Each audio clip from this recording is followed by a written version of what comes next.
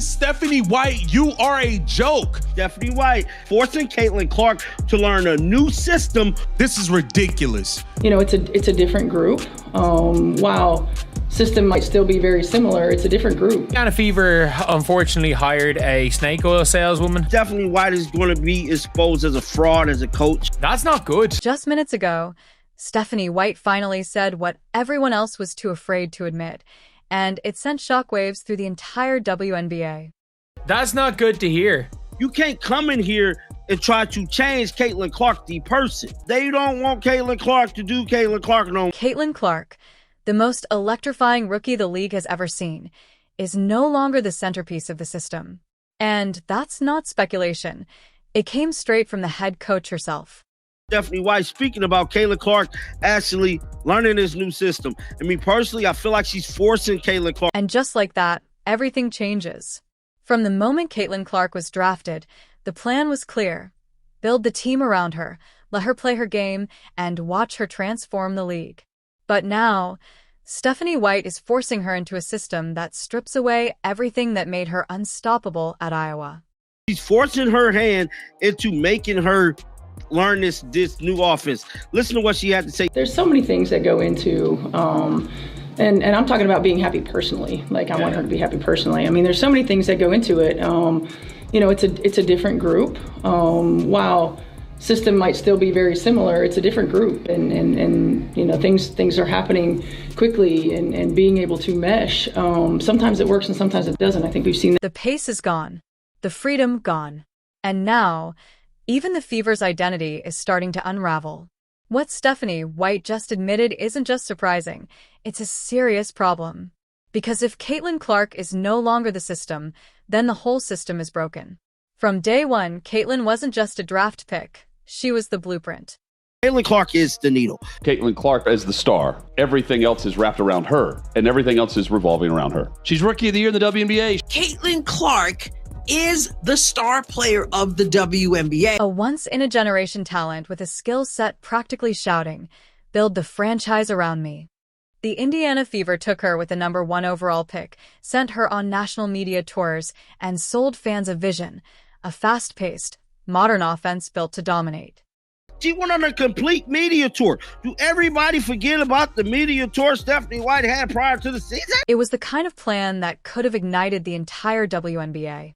But now, Stephanie White has completely flipped the script.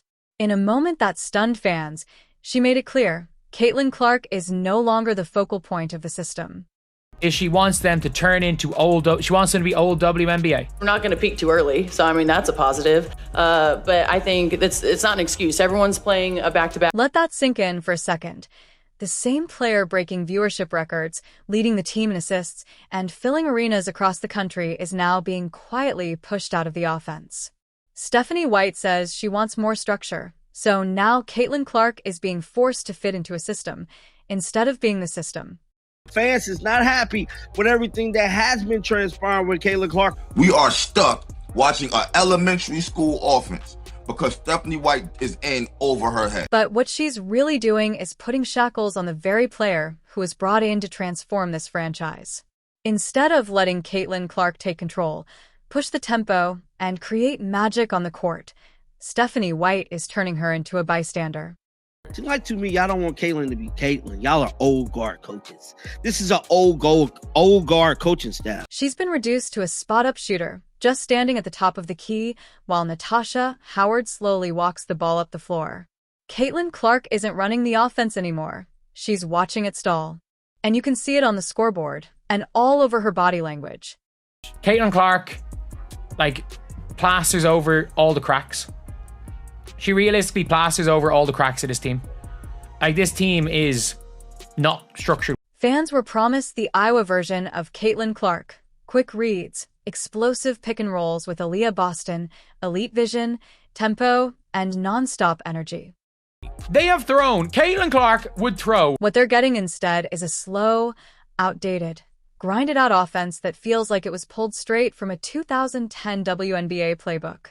We got all the chess pieces, but we have somebody who knows how to play checkers and not chess. 4 games in a row, we've had a double-digit lead, and we've lost it. One analyst said it best. They drafted a Ferrari, then refused to take it out of first gear. So when the Fever collapse in the fourth, when the offense stalls and leads disappear, it's not because Caitlin Clark came up short. It's because she's stuck in a system that doesn't match her greatness.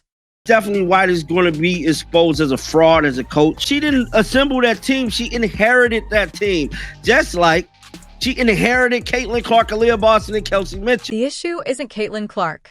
The real problem is the philosophy. And if Stephanie White doesn't make a change soon, this season, and this superstar could slip away for good. She don't know how to rebound. Like, what are we doing here? Stephanie White might call it structure, but what it really feels like is suffocation. What we're seeing in Indiana isn't progress. It's a step backward. It makes no sense to me. It makes me feel like you're more worried about the people who've been here for years and them getting some kind of shine. That's costing us games. Caitlin Clark has gone from being the engine of a high-powered offense to a background piece in a slow, outdated system that stifles everything she does best. She's no longer running the show. She's just standing there, waiting for the game to come to her.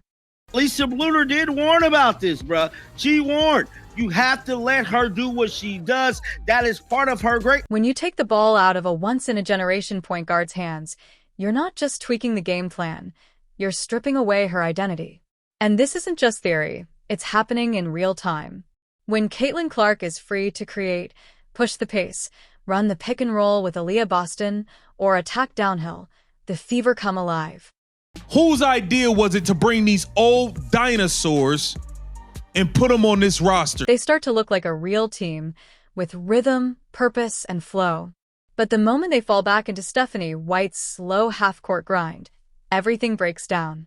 The spacing vanishes, the movement stops, and the game flatlines. You can't come in here and try to change Caitlin Clark, the person. Caitlin Clark gets reduced to a decoy, used, not empowered, while teammates who aren't natural playmakers settle for tough shots and force the offense into broken possessions. I can't believe Caitlin Clark used her like this. It looked like the fans is sick and tired of Stephanie White and this damn motion off. And who exactly is this system built for? Natasha Howard, a slow-footed veteran who struggles to finish in transition and brings little urgency on defense? Victoria Vivians, launching 3 for 12 nights with no rhythm or efficiency? Or Sydney Colson, better known for TikTok content than actual offensive production? This does not sound like the team. We have our own islands, and I understand on every single team. This locker room is split, and she uses the term different island. Caitlin Clark is surrounded by teammates who don't complement her game, and instead of building a system around her strengths, Stephanie White is burying them. Let's talk pace. At Iowa, Caitlin was the pace. She controlled it, pushed it, and shaped it. She thrived in controlled chaos and made it look effortless. Now watch this. Now did y'all see the coach grab her? Watch this. Y'all see this? Wow. Why she grabbing her? For getting the crowd hype like she ain't supposed to do that. Look at how she grabbing. Look at the hand on the arm. Hold up, wait a minute. She thrived in transition, making split-second reads and delivering pinpoint passes on the move. Caitlin Clark effect seems to be crazier than year one. I love watching her score and just everything about her. They went the extra mile just to watch her play here. This is great news for women's basketball, period. Caitlin Clark is the GOAT. She signed my jersey. So happy, I'm crying. I'm so happy. This is the best day ever. Caitlin Clark is the needle mover. She is the needle mover. She is the franchise player. And she was the MVP. She is the main draw. She wasn't the one who was full sprinting down the court. If you ride with Caitlin Clark, drop a CC Rocks in the comments right now. The Fever are playing some of the slowest basketball in the entire league. Possessions drag, the shot clock winds down, the energy fades, and every game feels like a fight against what Caitlin does best: create. And here's the kicker. It's not just Caitlin paying the price. The whole team is. Anytime Caitlin Clark's been knocked to the ground, anytime Aaliyah Boston's been punked, anytime Lexi Hull's been beat up, Sophie Cunningham's been beat up, any more concern about somebody on the other team than from her own team. Defenses don't fear Caitlin Clark the way they did just weeks ago. Why? Because they've figured it out. Stephanie White won't let her take control. They know the system is holding her back. They know she's not running the show anymore. And that problem? It starts at the top. Guys, that's where the coaches earn their money. The ability to draw it up, the ability to get wide open looks when your team is inefficient from the field. By the way, they've been inefficient from the field a lot lately. Stephanie White isn't just coaching with a 2010 mindset. She's coaching like she still has players from 2010. She's dragging an old Connecticut Sun playbook into a new era and forcing it onto a roster that doesn't fit the mold. Stephanie White, you are a joke. You're terrible. You are terrible. How many games do we have to go by until you change the damn starting lineup? The results say it all. Double-digit leads vanish, the offense stalls, and the team crumbles under pressure. The same squad that should be blowing past defenders is limping through fourth quarters like they're stuck in quicksand. Man, if Caitlin Clark wasn't healthy today, don't even play her tomorrow. Let her continue to sit and get rest, because I wouldn't come back and fucking strain and pain to carry. Meanwhile, Caitlin Clark, the one who should be leading every possession, is left standing still, watching her minutes slip away and her impact shrink. Fans see it, analysts see it, and even her own teammates are starting to feel the disconnect. This whole thing we have been bamboozled as Fever fans, as Caitlin Clark fans. We have been scammed and bamboozled by Stephanie White and the entire Indiana Fever management. One creator said it best.